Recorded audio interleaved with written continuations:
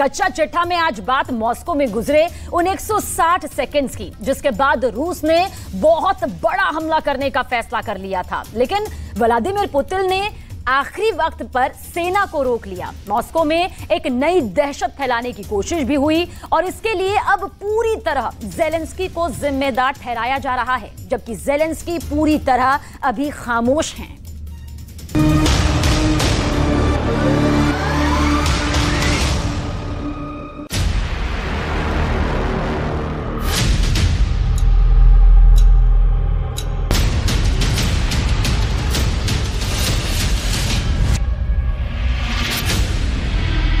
रूस की राजधानी मॉस्को। 4 जुलाई की सुबह 8:40। हर जगह खामोशी। रेड स्क्वायर के ऊपर आसमान साफ है और तभी होता है 1-2 नहीं बल्कि 5 ड्रोन से बहुत बड़ा अटैक। सायरन बजने लगते हैं। मॉस्को के आसमान में 5 ड्रोन मंडराने लगे। सबको समझ में आ गया कि पुतिन की राजधानी पर एक बार फिर ड्रोन अटैक हुआ है और इस बार भी बहुत बड़ा टारगेट सेट किया गया है। ये 5 ड्रोन मॉस्को के आसमान में लगातार घूम रहे थे, अपने टारगेट को तलाश रहे थे, लेकिन रूस के एयर डिफेंस रडार ने इनको ट्रैक करना शुरू कर दिया। ये 5 ड्रोन रूस की एयर डिफेंस मिसाइल के टारगेट पर आ गए और फिर वही हुआ जिसके लिए पुतिन मशहूर है। मॉस्को के आसमान में बिजली की रफ्तार से मिसाइल उड़ी। पहली मिसाइल ने पहला ड्रोन मार गिराया। दूसरी मिसाइल की बारी आई, उसने भी दूसरा ड्रोन मार गिराया। तीसरी मिसाइल भी निकली। इस मिसाइल से बचना भी ड्रोन के लिए मुश्किल साबित हुआ। चौथी मिसाइल का हमला तो बहुत ज्यादा खतरनाक था। ड्रोन के परखच्चे उड़ गए। इस हमले में 5 ड्रोन इस्तेमाल किए गए। सबके टारगेट पर अलग अलग ठिकाने थे। 3 ड्रोन मॉस्को पर मंडरा रहे थे, जबकि 2 ड्रोन एयरपोर्ट के करीब हमले की फिराक में थे। रूस का दावा है कि सारे के सारे ड्रोन मार दिए गए। इनमें से 4 ड्रोन को रूस के एयर डिफेंस सिस्टम ने मार गिराया, जबकि 1 ड्रोन को रेडियो वेव से कंट्रोल करके आसमान में ही निष्क्रिय कर दिया गया। यूक्रेन की तरफ से इस हमले की जिम्मेदारी तो नहीं ली गई है, लेकिन रूस का दावा है कि यह हमला यूक्रेन की तरफ से ही किया गया, जिसे पूरी तरह नाकाम कर दिया गया। У нас, по сути, ведется гибридная война. Используются беспрецедентные по масштабу нелегитимные антироссийские санкции. Хотел бы подчеркнуть, что Россия уверенно противостоит и будет противостоять внешнему давлению, санкциям и провокациям. И в нынешней обстановке наша страна продолжает устойчиво развиваться। दरअसल ये वो वक्त था जब पुतिन शंघाई सहयोग संगठन की बैठक में ऑनलाइन हिस्सा लेने के लिए अपने मीडिया सेंटर में थे। पुतिन बाकी सदस्य देशों से बात करने ही वाले थे कि मॉस्को पर ड्रोन घुसपैठ की खबरें चलने लगी, लेकिन पुतिन इससे बेफिक्र रहे। पुतिन दावा कर रहे हैं कि ज़ेलेंस्की के इरादों पर फिर से बारूद फेर दिया गया, पूरी साजिश को मिट्टी में मिला दिया गया है। रूस के विदेश मंत्रालय ने कहा है कि ये एक आतंकी हमला है और इसके पीछे कीव की हुकूमत है। पुतिन को पता है कि यूक्रेन ऐसा पहले भी कर चुका है। ऐसे ही हमले के बाद पुतिन ने कीव पर बहुत बड़ा कयामत बरसाने वाला हमला किया था।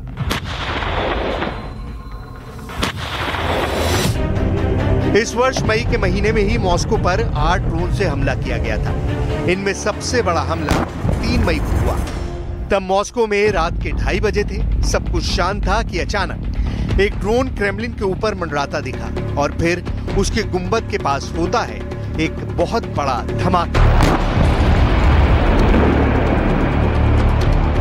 ये फरवरी 2022 में युद्ध शुरू होने के बाद पहली बार था जब मॉस्को पर हमला हुआ था। यूक्रेन ने उस हमले से भी इंकार किया था, लेकिन अटैक पर यूक्रेन में इस्तेमाल होने वाली ड्रोन की ही छाप पड़ी हुई थी।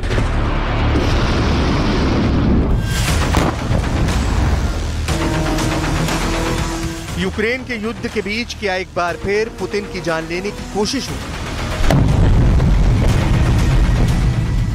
ये साजिश किसने रची और किस ड्रोन का इस्तेमाल हुआ? क्या ये ड्रोन वाकई यूक्रेन की जमीन से उड़े और बिना ट्रैक हुए मॉस्को तक पहुंच गए?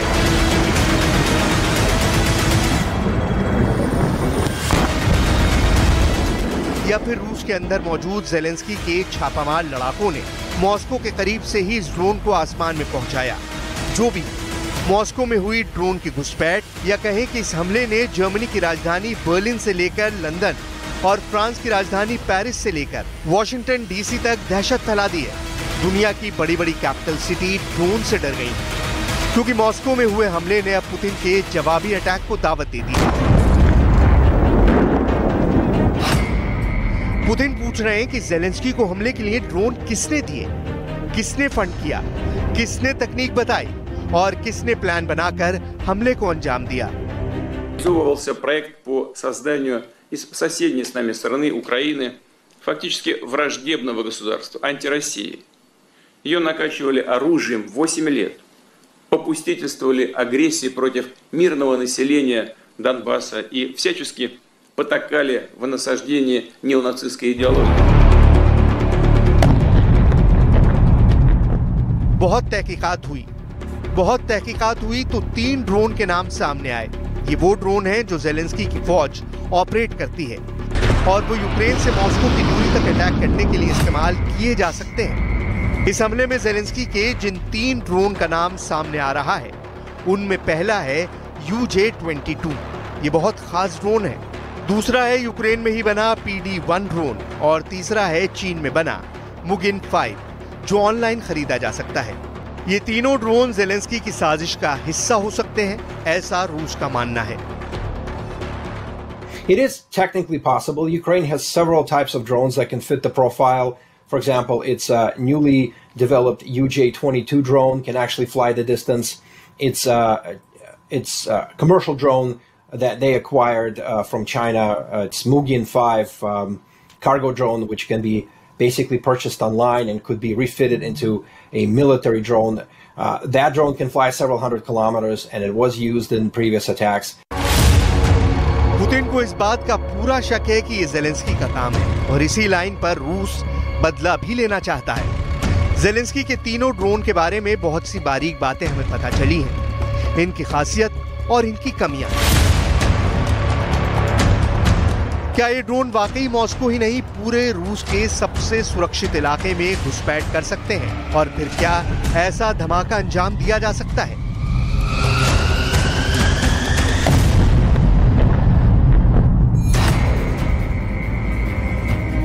रूस का बॉर्डर ही नहीं, खास कैपिटल सिटी मॉस्को को बचाने के लिए बहुत ही पुख्ता एयर डिफेंस जोन बनाया गया है। इसमें सबसे बाहरी सर्कल को S-500 एयर डिफेंस सिस्टम बचाता है, जो विमान ही नहीं परमाणु बैलिस्टिक मिसाइल को भी रोक सकता है। इसके अंदर का दायरा S-400 एयर डिफेंस सिस्टम देखता है, जो मिसाइलों के साथ स्टेल्थ फाइटर को भी ट्रैक करके मार गिरा सकता है। इसके अंदर का दायरा बुक एयर डिफेंस सिस्टम और पांसिर S-1 देखते हैं। ये दोनों पॉइंट एयर डिफेंस सिस्टम है।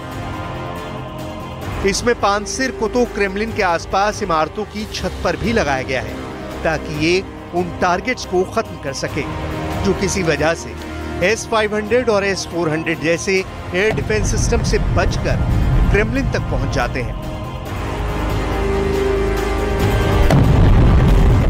जैसा कि मॉस्को में एक बार फिर से देखा गया, इस बार फिर पांसिर जैसे पॉइंट डिफेंस सिस्टम ही इन ड्रोन को मारने में कामयाब रहे।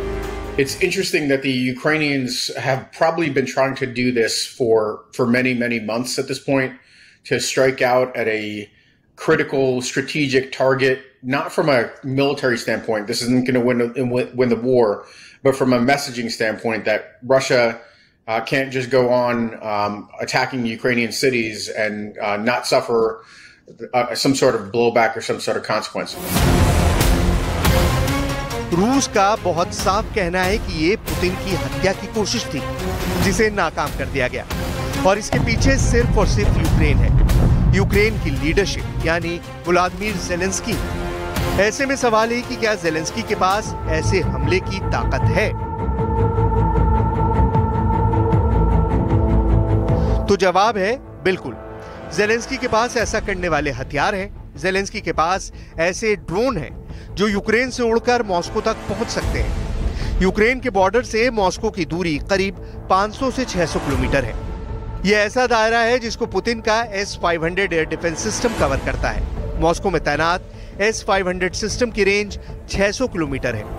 लेकिन ज़ेलेंस्की ने जो ड्रोन इस्तेमाल किया, अगर उसने यूक्रेन से उड़ान भरी तो वो इस दूरी को बिना रूस के रडार में आए तय कर गया, जिससे पुतिन के रडार से